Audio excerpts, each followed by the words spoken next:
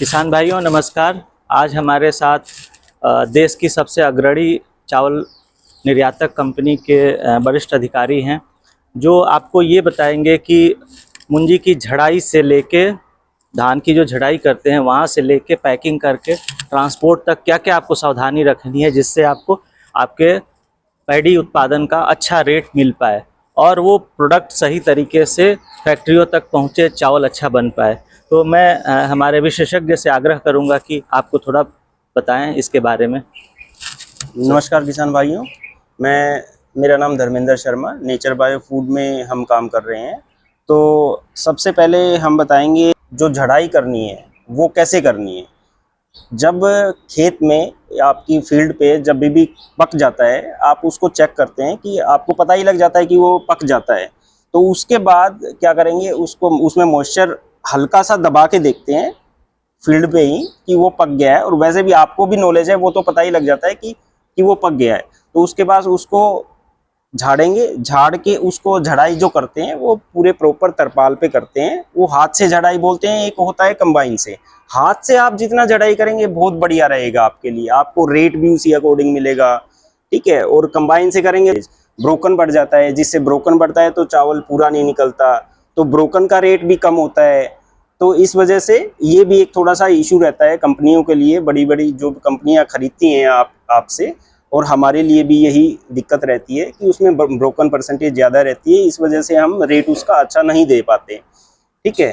तो आपको क्या करना है, जो हाथ से झड़ाई करनी है सबसे पहले तो वो, फिर हाथ से झड़ाई करके उसको प्रॉपर उसको इकट्ठा करना है मटेरियल को, और उसको पूरा एक बार पलटी मारना है, मतलब अच्छे से पलट जाए माल, नीचे का ऊपर आ जाए, ऊपर का नीचे आ जाए, ऐसे रहेगा। ऐसे करने के बाद क्या होगा, ऐसे करने के बाद आप उसको, अगर आपको बैग में डाल के अपने घर पे लेके जाना है वो भी अच्छा तरीका है, बैग में भी ले जा सकते हैं आप। अगर आपको ओपन में लेके जाना है, अपनी जैसे ट्रॉली होती है उनमें लेके जाना है, आपके पास बैग नहीं है तो ट्रॉली में लेके जाएं, अपने घर पे रखना हो, आपको घर पे रखना हो तो नीचे तरपाल लगाएंगे अच्छे से। आप जूट बैग भी लगा सकते हैं। जूट बैग में क्या होगा, मॉइस्चर होगा वो उसको गेन कर लेगा, तो नीचे जो रहेगा वो जूट बैग, उसको नमी होगी, नमी को वो एब्जॉर्ब कर लेगा। उसके बाद क्या होगा कि आप जैसे आपने तरपाल भी लगाया है, जूट बैग भी लगाया है, कल को उसमें मॉइस्चर भी पड़ता है तो आप उसको पलटी भी लगा सकते हैं उसी अकॉर्डिंग। अगर आपने जूट बैग में या किसी चीज़ में डाला है तो उसको आपको पलटी नहीं कर सकते, या उसको मतलब पलटी का मतलब है आप उसको चेंज नहीं कर सकते। मॉइस्चर उसका क्या होगा, मॉइस्चर उसका जो जूट बैग होगा वो एब्जॉर्ब कर लेगा, ठीक है। तो ऐसे आप अच्छे से मैनेज कर सकते हैं और अपने घर पे रख सकते हैं उसको, ठीक है। तो ये मेरी तरफ से था। किसान भाइयों, उम्मीद है कि आप समझ पाए होंगे। झड़ाई के बाद साफ तिरपाल का प्रयोग करना है, वहाँ पे झड़ाई करनी है। अगर मॉइस्चर रह जा रहा है तो आपको बार बार पलट देना है, एक दो बार, जिससे कि दानों में जो ज़्यादा नमी दो चार दानों में रह जाती है वो सूख जाए। और अगर आप जूट बैग का प्रयोग कर रहे हैं तो साफ जूट बैगों का प्रयोग करें।